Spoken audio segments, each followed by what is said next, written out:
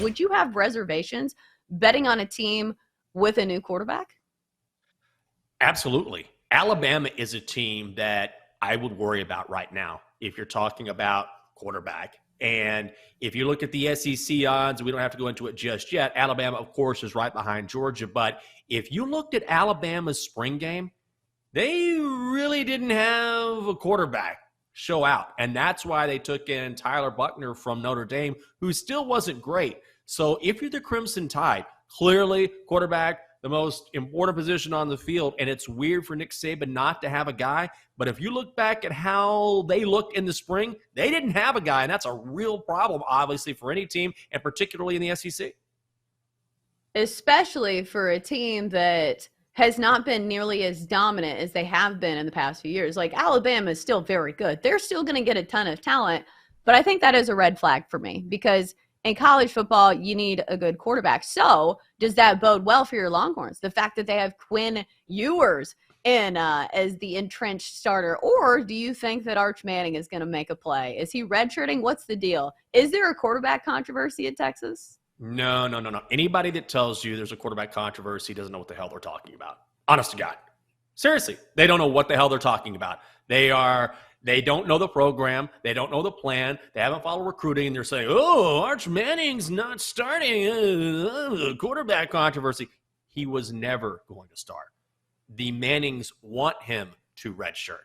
You have to remember the Manning family is different than any other family in football history because they are a family of quarterbacks, and they knew Quinn Ewers going in was going to be the guy. They wanted Arch to go in, learn the system, redshirt, and then go from there. And if Quinn Ewers has a good season, he will leave. He will go to the NFL draft next year, and then Arch is slated to take over. So could Arch get some snaps this year? Sure. You never know how it's going to go down as far as injuries go. But Texas also has a very good backup in Malik Murphy.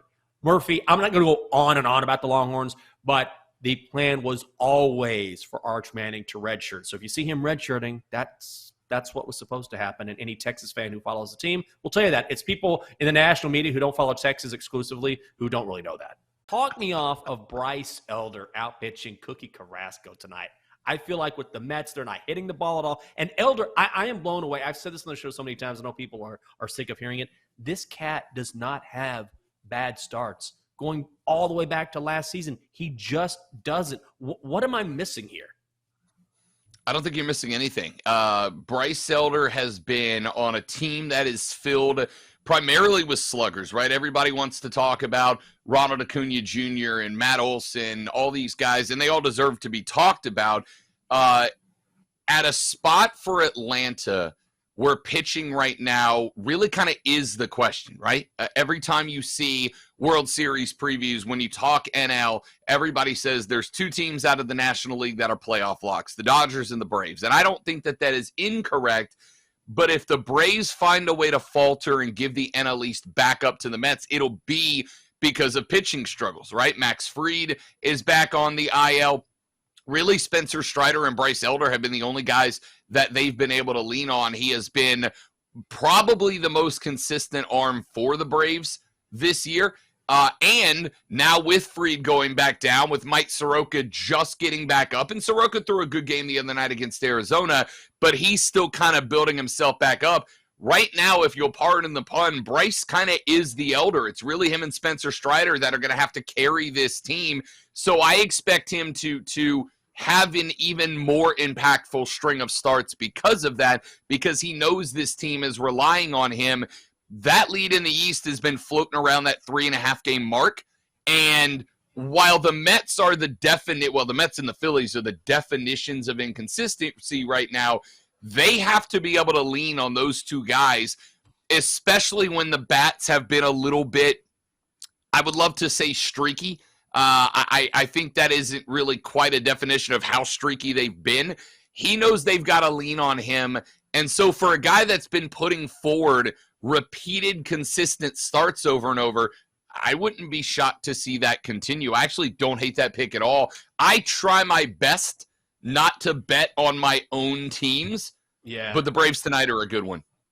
This is how dominant Las Vegas was last night. They had 6 players with at least 2 points, and they chased Sergei Bobrovsky in the second period when they were on top 4-0. Man, this series now shifting back to Florida on Thursday night, but the Knights look really, really good. Right, but aren't you supposed to win your games at home? Like, isn't that the consensus in most sports? Is it the way that they have won these games that feels concerning to the Florida Yes. Panthers and the Florida Panthers' mighty fan base, all like 2,000 of them? All Bless their 2,000 hearts. of those fans down there in Sunrise. Yes, and that's really the point. It's not so much that the Knights have won this series. They are the favorites to win the cup. They were before going into the series, certainly are now. If you're looking at series prices, it's the way they have dominated. Because going into the playoffs, Sergei Bobrovsky is a guy who has won the Vezina Trophy twice. He came into the finals with a goals against average of 1.95. He has been a stone wall between the pipes for Florida. They have relied on him in addition to their offense. And so it's one thing to get beat. It's quite another to take your whooping the way the Panthers have taken their whooping over the past couple of games. So, look, if there's any team that can come back, maybe it's the Panthers. It's just the dominance of Las Vegas that has really shocked me. I like the over in this game. I would have never guessed in a million years we would see 9 goals and 7 by the Knights. So moving forward, do you play another over? Because the total is 6.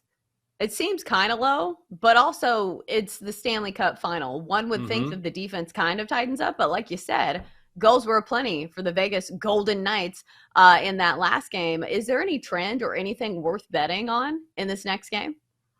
I would keep betting the over, even at 6, because the over is hit in both games, and we saw games start to go to the under, particularly with the Panthers, because Bobrovsky has been so good in net, like I mentioned. But now that trend has faltered because the Knights are just hitting on all cylinders. Maybe that changes when this series goes back to Sunrise on Thursday night. And right now the lines are posted at BetMGM. The Panthers, very short favorites. They're minus 120. The Knights are even money. You mentioned the total. It's set at 6. I would probably lean to the over again, even though Aiden Hill has been exceptional in net for Vegas throughout this entire postseason. I just feel like based on what we've seen thus far, I want to be able to see the Panthers slow down the Knights, and I don't know if they can do it, but I'm not going to bet on it. I bet on the first couple of rounds of the NHL playoffs, Chelsea, and then I got scared, just like I did in the NBA Finals, because trends start to change very quickly when you get right down to the very end. So I'll stay away and just enjoy Game 3. But, Jenks, I was going to ask you this because I feel like it's your demographic. I have noticed that there are 3 simultaneous movies coming out that feel like they're trying to pull at people who are, like, I don't want to say it's pulling at nostalgia, but pulling at these movie stars who were absolutely huge and like maybe 10, 15 years ago, but also have had a great career. Because right now we have movies by Tom Cruise, Harrison Ford, and Arnold Schwarzenegger. So my question is, who is the best action movie hero of those 3 juggernauts? Oh, I don't know. That's a tough one. I think maybe it's Tom Cruise. I'm not a big Tom Cruise guy. I think so too. Just if you look at the totality of his career, it's just like one action movie, one success story after another, be it Jack Reacher or Mission Impossible or like even Top Gun. I know he's not an action hero in that one, but it's an action movie. It was nominated for an Oscar, and here we are in 2023. So I think a lot of people would say Schwarzenegger, maybe. Harrison Ford has done, I think, more things that have a little more nuance to them, aren't necessarily so action-based. But Double D's losing his mind right now.